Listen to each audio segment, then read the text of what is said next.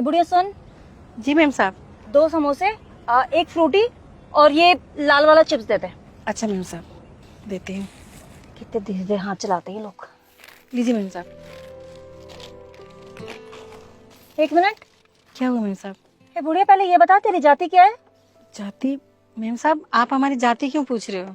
ए बुढ़िया मैं तेरी जाति इसलिए पूछ रही हूँ क्योंकि मुझे तेरी शक्ल अच्छी नहीं लगी। कैसी बात कर रही हो मैम साहब? वो क्या है ना, मेरी मम्मी को ना नीची जाति के लोग बिल्कुल भी नहीं पसंद है, क्योंकि हम लोग ऊंची जाति के हैं ना।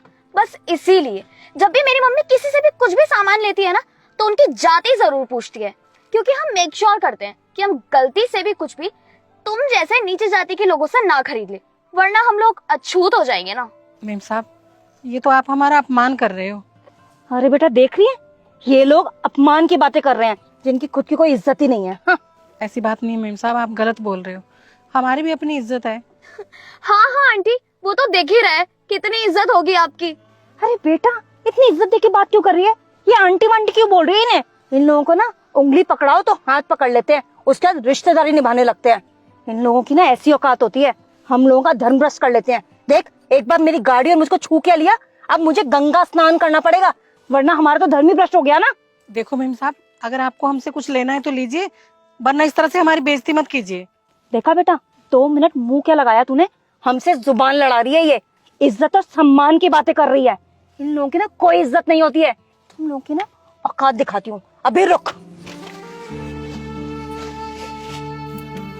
अरे मैम साहब, मैम साहब क्या कर रहे हो आप? ये खाना क्यों फेंक दिया? को गंदा कर दिया। राम राम राम राम राम राम, खुद को शुद्ध करना पड़ता है हम लोगों को। देख रही है, तुम लोगों की यही औकात है। तुम लोग एक बार हमें टच क्या कर लेते हो, हमें अपनी गाड़ी धोनी पड़ती है, खुद को साफ करना पड़ता है, हमारा धर्म भ्रष्ट हो जाता है, समझी?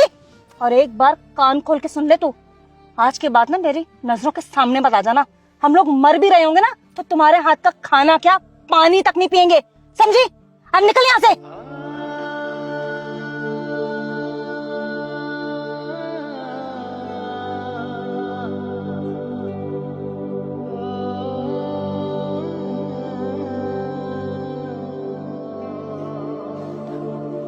देखा बेटा, ऐसे लोगों से दूर ही रहना चाहिए।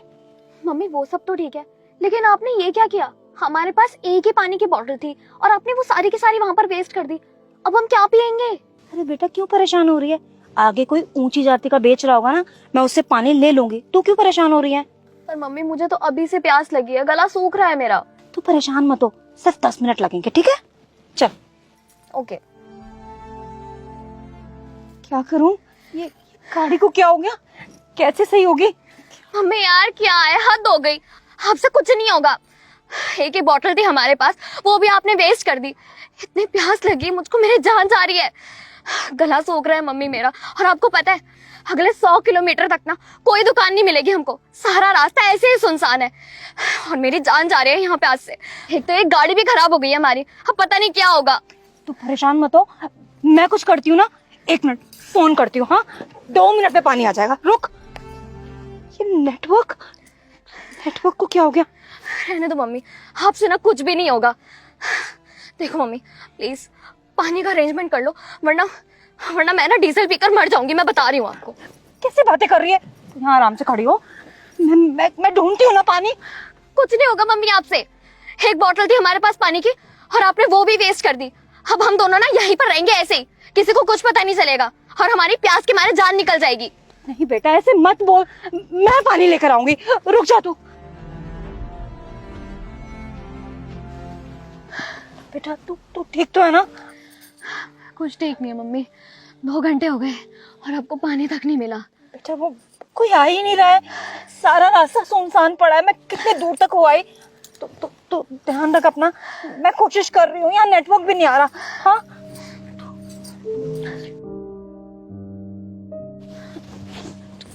तू ठीक है ना? मम्मी 3-4 घंटे से ऊपर हो चुका है, आपको पानी नहीं मिला क्या?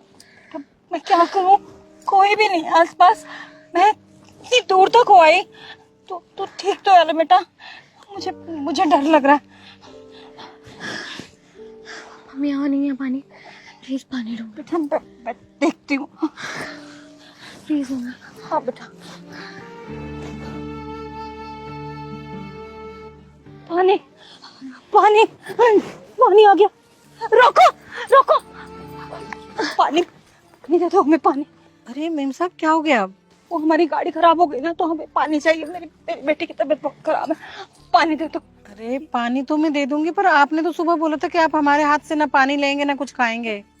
आंटी जी प्लीज प्लीज हमें पानी दे दीजिए, हमारा गला सूख रहा है। हम 5-6 घंटे से परेशान हो रहे हैं, हमारी गाड़ी भी खराब हो चुकी है। ये पैसे लो और एक पानी की बोतल दे दो, मैं आपके हाथ जोड़ रही हूँ। नहीं नहीं मेम साहब, मुझे कोई पैसे नहीं चाहिए। ये बात तो आपको सुबह सोचनी चाहिए थी ना, जब आपने मेरी जाति को लेके मुझे कितना ज्यादा सुनाया, कितनी बदतमीजी की मुझसे।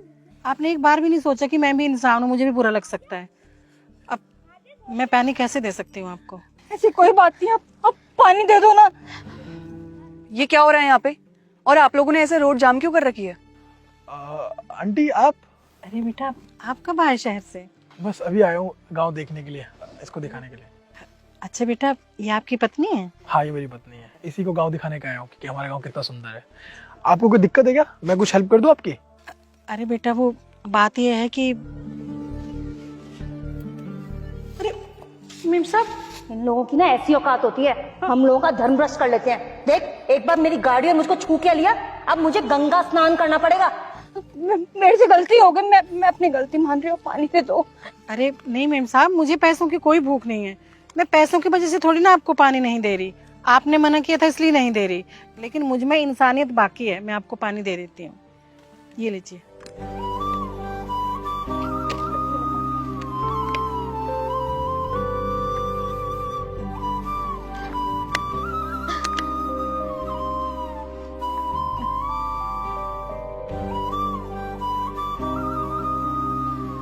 बहुत बहुत धन्यवाद आपका। मेम साहब आपकी गाड़ी खराब है ना, आप इसमें बैठ जाइए, मैं आपको आगे तक छोड़ दूंगी, आपको वहाँ मैकेनिक मिल जाएगा। आपको जो चाहिए था आपको मिल गया। आपको इससे क्या सबक मिला, आप बता सकते हैं? मैं इसी गांव से वहीं बड़ा हुआ हूँ, पढ़ाई की है। पता है मुझे क्या सिखाया गया हमेशा? कि लोगों की रिस्पेक्ट करनी चाहिए, क्योंकि अगर हम लोगों की रिस्पेक्ट करते हैं तभी आगे बढ़ पाते हैं।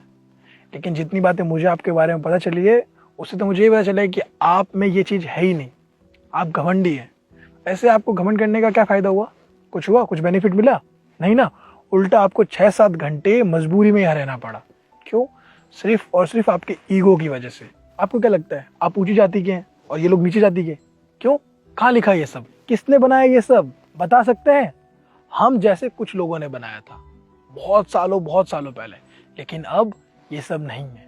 हम सब एक साथ रहेंगे, एक बराबर रहेंगे, तभी आगे बढ़ पाएंगे, हमारा देश आगे बढ़ पाएगा। लेकिन आप जैसे कुछ लोग ये चीज़ समझना ही नहीं चाहते। उनको लगता है कि आप लोग बहुत ऊंचे तबके के हैं, हम लोग बहुत नीचे तबके के हैं। आपको क्या लगता है मेरे कपड़े देख के कि मैं ऊंची जाति का हूँ या किस जाति का हूँ? बता सकते हैं मेरी जाति? नहीं बता सकते ना, क्योंकि आप जैसे लोगों को पता है कैसे पता चलता है जाति ऊंची है कि नीची? कपड़ों से। अगर किसी ने अच्छे कपड़े पहने, महंगे कपड़े पहने तो अच्छी जाति का है। किसी ने कपड़े अच्छे नहीं पहने, उसके बाद अच्छा फोन नहीं है, पैसे नहीं है, तो गरीब है, नीची जाति का है। यही है ना आप जैसे लोगों की माइंडसेट? यही है ना? बस इसी चीज को आपको ठीक करना होगा। और जो आज आपने सबक सीखा है ना, इसी चीज के लिए सीखा है। आपकी एक छोटी सी गलती की वजह से आपको इतना भुगतना पड़ा। अगर आप ऐसा नहीं करते तो इतनी गर्मी में आप प्यासे नहीं मरते। लेकिन नहीं, आपको ये सब चीजें बकवास लगती है। जब मर्जी जिसके साथ आप लोग मिसबिहेव कर लेते हैं, बदतमीजी कर लेते हैं, उनको नीचा दिखा देते हैं, बस ये साबित करने के लिए आप महान लोग हैं। लेकिन आप लोग महान नहीं है। आप लोग असल में सबसे नीची जाति के हैं। एक्चुअली जाति बिरादरी होती ही नहीं है, लेकिन आपकी सोच से मैं बता सकता हूँ कि आप बहुत नीची हैं, क्योंकि आपकी सोच खराब है। तो इसलिए प्लीज कभी भी किसी को भी उसके जाति, कास्ट, कलर, कपड़ों के हिसाब से जज मत कीजिए। अगर कोई मोटा है तो उसको मजाक मत उड़ाइए, अगर कोई पतला है तो उसका मजाक मत उड़ाइए। हमेशा सबको इक्वल रखिए। अगर हम इक्वल रहेंगे तभी मिल के रहेंगे, आगे बढ़ पाएंगे। मेरी बात आपके समझ में आई? बेटा मुझे अपनी गलती का एहसास हो गया, आज के बाद मैं कभी भी ऐसा नहीं करूंगी। आप भी प्लीज मुझे माफ कर दीजिए। मैंने सच में आपकी बहुत बेइज्जती की और आपने हम दोनों की जान बचा ली। उम्मीद करता हूँ दोबारा आप कभी किसी के साथ ऐसा बिहेव नहीं करेंगे। और पानी की वैल्यू समझिए, लोगों की वैल्यू समझिए, इंसानियत के नाते। आंटी आज आपने जो किया बहुत अच्छा किया। आपने एक प्यासे को पानी पिलाया। बहुत से ऐसे लोग नहीं करते हैं, लेकिन आपने किया है, तो मुझे बहुत खुशी होती है कि मैं इस गाँव से हूँ और जो कुछ भी हूँ आप जैसे लोगों की वजह से हूँ, जो कुछ भी सीखा हूँ आप जैसे लोगों की वजह से सीखा हूँ। देखा कितना बड़ा दिल है इनका, ये चाहते तो आपको यहीं छोड़ देते, लेकिन ये आपको आगे तक छोड़ेंगे। क्यों? क्योंकि इनमें इंसानियत है, मदद करेंगे आपकी। आप भी किसी ना किसी की मदद कीजिए। हम चलते हैं और मिलते हैं गाँव में आपसे। आ जाओ। तो कैसे हैं आप लोग? अच्छे होंगे मुझे पता है, क्योंकि आप लोग बहुत प्यारे लोग हैं, बहुत अच्छे अच्छे कमेंट करते हैं। तो आज भी इस वीडियो से आप लोगों ने क्या सीखा है जल्दी से कमेंट करके बताइए, मैं आपके कमेंट का वेट कर रहा हूँ।